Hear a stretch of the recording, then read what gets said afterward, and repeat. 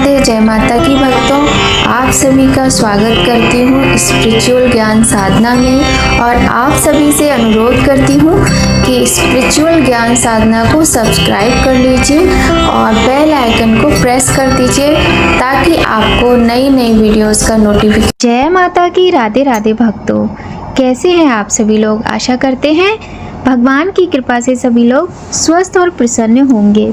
प्रिय भक्तों, आज शुक्रवार का दिन है और शुक्रवार के दिन माँ संतोषी का व्रत और पूजन किया जाता है। इस दौरान पूजा के समय माता की कथा की जाती है, आरती की जाती है। शुक्रवार के दिन संतोषी माता के व्रत की कथा सुनी जाती है। आज की इस सुंदर वीडियो में हम आपको अत्यधिक पुण्य प्रदान करने वाली संतोषी माता के व्रत की कथा सुनाएंगे। प्रिय भक्तों, शुक्रवार का व्रत सभी मनोकामनाओं को पूर्ण करने वाला होता है। अब से कुछ समय पहले इस व्रत का बहुत अधिक प्रचलन था। हमने भी ये व्रत किया है और हमारे परिवार में हमारी मम्मी, हमारी दीदी, हमारी भाभी और हमारे पास पड़ोस में हमारी चाची, ताई सभी ने ये व्रत किया है। और सब लोग जब मिलकर व्रत करते थे तो बहुत अच्छा लगता था। इस व्रत में एक नियम का पालन करना बहुत आवश्यक होता है और जो हम आपको यहाँ पर बताने जा रहे हैं। इस व्रत में कभी भी खट्टी वस्तुओं का प्रयोग नहीं किया जाता है खाने में, जैसे कि नींबू है, इमली है, अचार है। किसी भी तरीके की कोई भी खट्टी वस्तु इस दिन नहीं खाई जाती है। जो व्यक्ति व्रत करता है उसे तो नहीं खाना है, साथ ही परिवार के किसी भी सदस्य को खट्टी वस्तु नहीं खानी होती है। इस नियम के साथ ही इस व्रत को किया जाता है। माता संतोषी बड़ी कृपालु हैं, भगवान श्री गणेश की पुत्री हैं और माता की ऐसी कृपा होती है कि शीघ्र अतिशीघ्र माता पूजा और व्रत का फल देती हैं, मनोकामनाओं को पूर्ण करती हैं। प्रिय भक्तों, आज हम आपको यही कथा सुनाने जा रहे हैं। तो आइए भक्तों, सभी लोग मिलकर माता का जयकारा बोलते हुए इस कथा का प्रारंभ करते हैं। बड़े ही प्रेम और श्रद्धा भाव के साथ कथा सुनिएगा। इस दिन माता संतोषी को भुने हुए चने और गुड़ का भोग लगाया जाता है और ये प्रसाद परिवार के सभी लोगों के साथ साथ स्वयं भी ग्रहण करना चाहिए और साथ ही गौ माता को ये प्रसाद खिलाना अति आवश्यक होता है। यदि आप संतोषी माता का व्रत करते हो तो इस बात का विशेष ध्यान रखें कि गुड़ और चने का जो प्रसाद होता है संतोषी माता का, वो गौ माता को अवश्य दिया जाता है। किंतु यहाँ हम एक आपको पर्सनल सलाह देना चाहते हैं कि जो लोग भी व्रत करते हैं वो इस प्रसाद को स्वयं ही खाएं।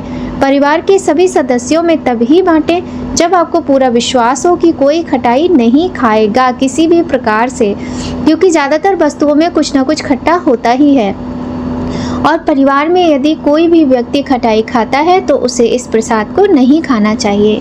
आइए भक्तों, प्रारंभ करते हैं कथा। प्रेम से बोलिए गणेश भगवान की जय, गौरी शंकर भगवान की जय, लक्ष्मी नारायण भगवान की जय। सभी लोग बड़े ही प्रेम से बोलिए माता संतोषी की जय। एक बुढ़िया थी, उसके 7 पुत्र थे। 6 कमाने वाले थे और एक पुत्र निकम्मा था। बुढ़िया माँ 6 पुत्रों की रसोई बनाती और भोजन कराती। पीछे से जो कुछ बचता सो 7 पे को दे देती थी, परंतु वह बड़ा भोला भाला था, मन में कुछ विचार न करता। एक दिन वह अपनी पत्नी से बोला, देखो मेरी माँ का मुझ पर कितना प्रेम है। वह बोली, हाँ क्यों नहीं, सबका जूठा बचा हुआ तुमको खिलाती हैं। मैं बोला, ऐसा नहीं हो सकता है, मैं जब तक अपनी आंखों से ना देखूं मान नहीं सकता।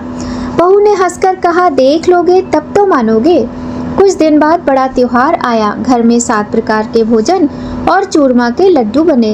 वह जांचने को सिरदर्द का बहाना कर पतला कपड़ा सिर पर ओढ़कर रसोई घर में सो गया और वह कपड़े में से सब कुछ देखता रहा, सिर्फ सोने का बहाना कर रहा था। उसने देखा 6 भाई भोजन करने आए हैं। माँ ने उनके लिए सुंदर आसन बिछाकर नाना प्रकार की रसोई परोसी और आग्रह करके उन्हें जिमाया। वह देखता रहा। 6 भाई भोजन करके उठे, तब माँ ने उनकी जूठी थालियों में से लड्डुओं के टुकड़ों को उठाकर एक लड्डू बनाया। जूठन साफ कर बुढ़िया माँ ने पुकारा, बेटा 6 भाई भोजन कर गए, अब तू ही बाकी है, उठना कब खाएगा। वह कहने लगा, माँ, मुझे भोजन नहीं करना, मैं परदेश जा रहा हूँ। माँ ने कहा, कल जाता हो तो आज ही चला जा। वह बोला, हाँ हाँ, आज ही जा रहा हूँ। यह कहकर वह घर से निकल गया। जाते समय उसे अपने पत्नी की याद आई। उसने सोचा, चलते चलते पत्नी से तो मिल ही लेता हूँ। वह गौशाला में कंडे थाप रही थी। वहां जाकर उससे बोला, हम जावे परदेश को, आवेंगे कुछ काल, तुम रहियो संतोष से धर्म आपनो पाल। वह बोली, जाओ पिया आनंद से हमरो सोच हटाए, राम भरोसे हम रहे ईश्वर तुम्हें सहाय। देव निशानी आपनी देख धरू मैं धीर, सुध मत हमरी विसारियो रखियो मन गंभीर। वह बोला, मेरे पास तो कुछ नहीं है, ये अंगूठी है सोले, और अपनी कुछ निशानी मुझे दे दे। वह बोली, मेरे पास क्या है, ये कहकर गोबर भरा हाथ है। यह कहकर उसकी पीठ में गोबर के हाथ की थाप मार दी। वह चल दिया। चलते चलते दूर देश में पहुंचा। वहां एक साहूकार की दुकान थी। साहूकार से कहने लगा, भाई मुझे नौकरी पर रख लो।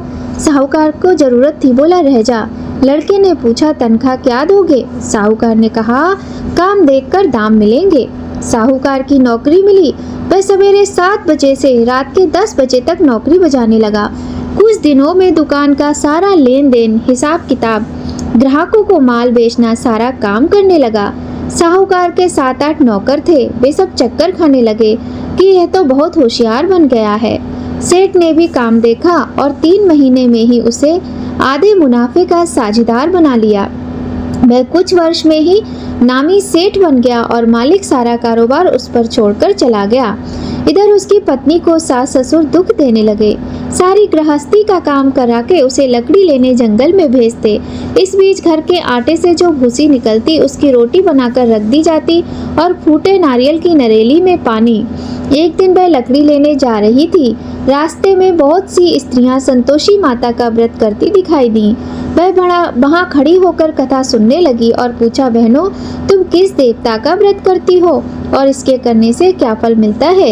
यदि तुम इस व्रत का विधान मुझे समझाकर कहोगी तो मैं बड़ा एहसान मानूंगी। तब उनमें से एक स्त्री बोली, सुनो, यह संतोषी माता का व्रत है। इसके करने से निर्धनता, दरिद्रता का नाश होता है और जो कुछ मन में कामना हो वे सब संतोषी माता की कृपा से पूरी हो जाती है। तब उसने उनसे व्रत की विधि पूछी। वह भक्तिनी स्त्री बोली, 1.25 आने का गुड़ चना लेना, इच्छा हो तो 5.25 आने का लेना, 1.25 रुपए का भी सहूलियत के अनुसार लेना, बिना परेशानी और श्रद्धा व प्रेम से जितना भी बन सके सवाया लेना। प्रत्येक शुक्रवार को निराहार रहकर कथा सुनना। इसके बीच क्रम टूटे नहीं, लगातार नियम पालन करना। सुनने वाला कोई ना मिले तो घी का दिया जला उसके आगे जल के पात्र को रखकर सामने कथा कहना। जब तक कार्य सिद्ध ना हो नियम का पालन करना और कार्य सिद्ध हो जाने पर ही व्रत का उद्यापन करना चाहिए। 3 मास में माता फल पूरा करती हैं। यदि किसी के खोटे ग्रह हों तो भी माता वर्ष भर में अवश्य कार्य को सिद्ध करती है। फल सिद्ध होने पर ही उद्यापन करना चाहिए, बीच में नहीं। उद्यापन में 2.5 सेर आटे का खाजा तथा इसी परिणाम से खीर तथा चने का साग करना। 8 लड़कों को भोजन कराना, जहाँ तक मिले देवर जेठ भाई बंधु कुटुंब के लड़के लेना, ना मिले तो रिश्तेदार और पड़ोसियों के लड़कों को बुलाना, उन्हें भोजन कराकर यथाशक्ति दक्षिणा दे माता का नियम पूरा करना। उस दिन घर में कोई खटाई ना खाए, इस बात का ध्यान रखना। यह सन बुढ़िया के लड़के की बहुत चल दी। रास्ते में लकड़ी के बोझ को बेच दिया और उन पैसों से गुड़ चना ले माता के व्रत की तैयारी कर आगे चली और सामने मंदिर देखकर पूछने लगी, ये मंदिर किसका है? सब कहने लगे, संतोषी माता का मंदिर है। यह सुनकर माता के मंदिर में जाकर चरणों में लौटने लगी। दीन होकर विनती करने लगी, माँ, मैं निपट मूर्ख हूँ, अज्ञानी हूँ, व्रत के कुछ भी नियम नहीं जानती, मैं दुखी हूँ। हे माता जगत जननी, मेरा दुख दूर कर, मैं तेरी शरण में हूँ। माता को दया आई। एक शुक्रवार बीता कि दूसरे शुक्रवार को ही उसके पति का पत्र आया और तीसरे शुक्रवार को उसका भेजा हुआ पैसा भी आ पहुंचा। यह देख जेठ जिठानी मुंह सिकोड़ने लगे। लड़के ताना देने लगे। काकी के पास अब पत्र आने लगा, रुपया आने लगा, अब तो काकी की खातिर बढ़ेगी। बेचारी सरलता से कहती, भैया कागज आवे रुपया आवे, हम सबके लिए ही अच्छा है।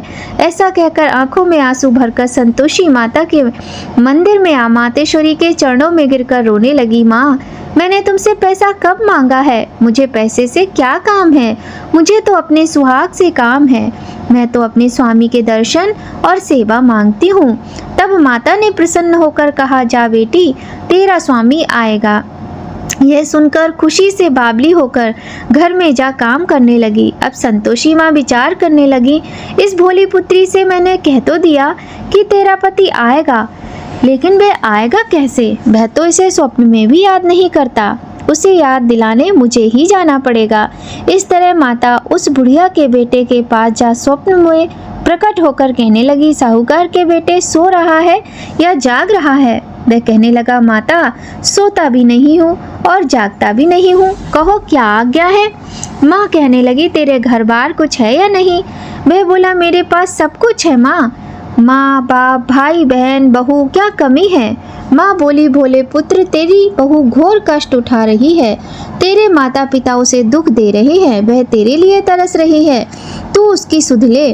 वह बोला, हाँ माँ, यह तो मुझे मालूम है, परंतु जाऊँ तो जाऊँ कैसे? परदेश की बात है, लेन देन का कोई हिसाब नहीं, कोई जाने का रास्ता नजर नहीं आता, कैसे चला जाऊँ? माँ कहने लगी, मेरी बात मान। सवेरे नहा धोकर संतोषी माता का नाम ले, घी का दीपक जला, दंडवत कर दुकान पर जा बैठना। देखते देखते तेरा सारा लेन देन चुक जाएगा, जमा माल बिक जाएगा और सांझ होते होते धन का भारी ढेर लग जाएगा। अब उसने सुबह उठकर जब एक बूढ़े को अपने सपने की बात बताई तो उसने कहा कि तुम ऐसा ही करो। अब वह बूढ़े की बात मानकर नहा धोकर संतोषी माता को दंडवत कर घी का दिया जला दुकान पर जा बैठा। थोड़ी देर में वह क्या देखता है कि देने वाले रुपया लाने लगे, लेने वाले हिसाब लेने लगे। कोठे में भरे सामान के खरीदार नकद दाम में सौदा करने लगे। शाम तक धन का भारी ढेर लग गया। मन में माता का नाम ले चमत्कार देख प्रसन्न हो घर ले जाने के वास्ते गहना कपड़ा सामान खरीदने लगा। यहाँ के काम से निपट तुरंत घर को रवाना हुआ। उधर उसकी पत्नी जंगल में लकड़ी लेने जाती है। लौटते वक्त माता के मंदिर में विश्राम करती है। वह तो उसके प्रतिदिन रुकने का स्थान जो ठहरा। दूर धूल उड़ती देख वह माता से पूछती है, हे माता, ये धूल कैसे उड़ रही है? माता कहती है, हे पुत्री, तेरा पति आ रहा है। अब तू ऐसा कर, लकड़ियों के 3 बोझ बना ले, एक नदी किनारे रख और दूसरा मेरे मंदिर पर, तीसरा अपने सिर पर। तेरे पति को लकड़ियों का गट्ठा देख मोह पैदा होगा, वह यहाँ रुकेगा, नाश्ता पानी बना खाकर माँ से मिलने जाएगा। तब तू लकड़ियों का बोझ उठाकर जाना और चौक में गट्ठर डालकर जोर से आवाज लगाना, लो सासू जी, लकड़ियों का गट्ठर लो, भूसी की रोटी दो, नारियल के खोपरे में पानी दो, आज कौन मेहमान आया है?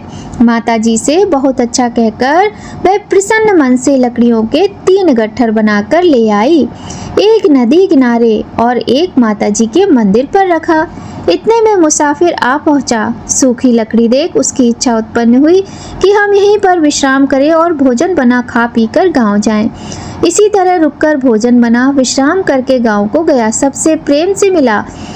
उसी समय सिर पर लकड़ी का भारी बोझ लिए वह उतावली सी आती है और लकड़ियों का भारी बोझ आंगन में डालकर जोर से 3 आवाजें देती है, लो सासू जी, लकड़ियों का गट्ठर लो, भूसी की रोटी दो, आज मेहमान कौन आया है?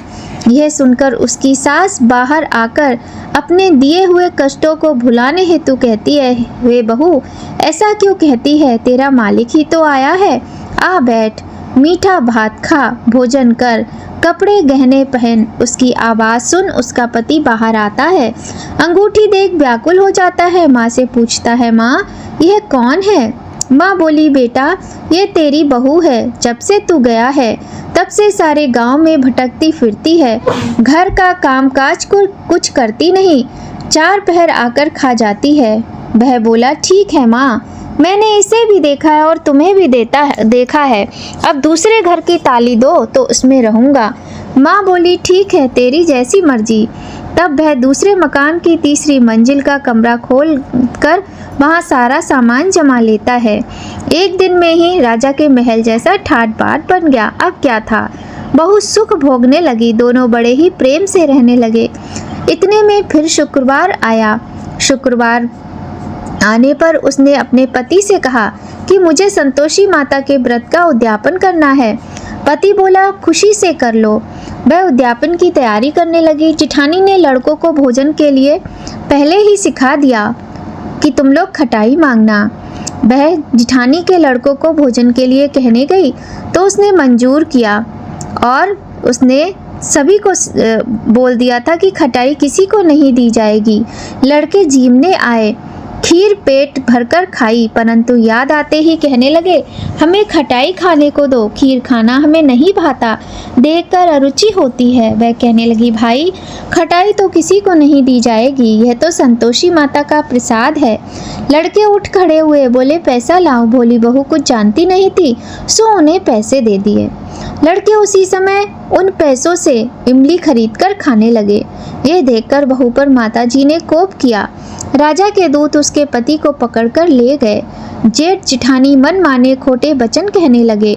लूट लूट कर धन इकट्ठा कर लाया था, अब सब मालूम पड़ जाएगा जब जेल की हवा खाएगा। बहू से ये वचन सहन नहीं हुए। रोती रोती माता के मंदिर में गई और कहने लगी, हे माता, तुमने क्या किया? हंसाकर अब अपने भक्तों को क्यों रुलाने लगी? माता बोली, बेटी तूने उद्यापन करके मेरा व्रत भंग किया है। वह कहने लगी, माता मैंने कुछ अपराध किया है? मैंने तो भूल से उन लड़कों को पैसे दे दिए थे, मुझे क्षमा करो, मैं फिर तुम्हारा उद्यापन करूंगी। माँ बोली, अब भूल मत करना। वह कहने लगी, माँ अब भूल नहीं होगी, आप बतलाओ वह कैसे आवेंगे? माँ बोली, जा पुत्री, तेरा पति तुझे रास्ते में आता मिलेगा। वह निकली, राह में पति आता मिला। उसने पूछा, कहाँ गए थे? वह कहने लगा, इतना धन जो कमाया था उसका टैक्स राजा ने मांगा था, मैं भरने गया था। वह प्रसन्न हो बोली, भला हुआ, अब घर को चलो। कुछ दिन बाद फिर शुक्रवार आया। वह बोली, फिर मुझे मादा का उद्यापन करना है। पति ने कहा, खुशी से करो। बहू फिर जेठ के लड़कों को भोजन को कहने गई। जेठानी ने एक दो बातें सुनाई और सब लड़कों को सिखाने लगी, तुम सब लोग पहले ही खटाई मांगना। लड़के भोजन से पहले कहने लगे, हमें खीर खाना नहीं भाता, हमारा जी बिगड़ता है, हमें खटाई खाने को देना। वह बोली, खटाई किसी को नहीं मिलेगी, आना हो तो आओ। वह ब्राह्मण के लड़के लाकर भोजन कराने लगी। यथाशक्ति दक्षिणा की जगह एक एक फल उन्हें दिया, जिससे संतोषी माता प्रसन्न हुई। माता की कृपा होते ही 9वें मास में उसको चंद्रमा के समान सुंदर पुत्र प्राप्त हुआ। पुत्र को पाकर प्रतिदिन माता जी के मंदिर में जाने लगी। माँ ने सोचा, ये रोज आती है, आज क्यों ना इसके घर चलूं? ये विचार कर माता ने भयानक रूप बनाया। गुड़ और चने से सना मुख, ऊपर सूट के समान होठ, उस पर मक्खियां भिनभिना रही थीं। दहलीज पर पांव रखते ही उसकी सास चिल्लाई, देखो रे, कोई चुड़ैल डाकिन चली आ रही है, लड़कों इसे भगाओ, नहीं तो किसी को खा जाएगी। लड़के भगाने लगे, चिल्लाकर खिड़की बंद करने लगे। बहू रोशनदान में से देख रही थी। प्रसन्नता से पगली होकर चिल्लाने लगी और कहने लगी, आज मेरी माताजी मेरे घर आई हैं। इतना कहकर वह बच्चे को हटाती है। इतने में सास का क्रोध फूट पड़ा। बोली, राण, इसे देखकर कैसी उतावली हो रही है, जो बच्चे को पटक दिया। इतने में माँ के प्रताप से जहाँ देखो वहीं लड़के ही लड़के नजर आने लगे। वह बोली, माँ जी, मैं जिनका व्रत करती हूँ ये वही संतोषी माता हैं। इतना कहकर घर के सारे द्वार खोल देती है और माता के चरण पकड़ लेती है। इसके बाद सभी माता के चरणों में गिर गए और विनती कर कहने लगे, हे माता, हम मूर्ख हैं, अज्ञानी हैं, तुम्हारे व्रत की विधि हम नहीं जानते। आपका व्रत भंग कर हमने बहुत बड़ा अपराध किया है। हे जगत माता, आप हमारा अपराध क्षमा करो। इस प्रकार माता बहू पर प्रसन्न हुई। माता ने बहू को जैसा फल दिया वैसा माता सबको दे। जो इस कथा को पढ़े और व्रत करे उसके समस्त मनोरथ पूर्ण हो। प्रेम से बोलो संतोषी माता की जय। प्रिय भक्तों, कथा के बाद सदैव आरती करना बहुत आवश्यक होता है, तो आइए सभी लोग मिलकर करते हैं संतोषी माता की आरती। जय संतोषी माता मैया जय संतोषी माता, अपने सेवक जन की सुख संपत्ति दाता। मैया जय संतोषी माता, सुंदर चीर सुनहरी माँ धारण कीनो, मैया माँ धारण कीनो। हीरा पन्ना दम के तन श्रृंगालीनो, जय संतोषी माता। गेरू लाल छटा छवि बदन कमल सोहे, मैया बदन कमल सोहे। मानदेह सत्य करुणामयी त्रिभुवन जन मोहे, जय संतोषी माता। स्वर्ण सिंहासन बैठी चवर डोरे प्यारे, मैया चवर डोरे प्यारे। धूप दीप मधुमेवा भोग धरे न्यारे, जय संतोषी माता।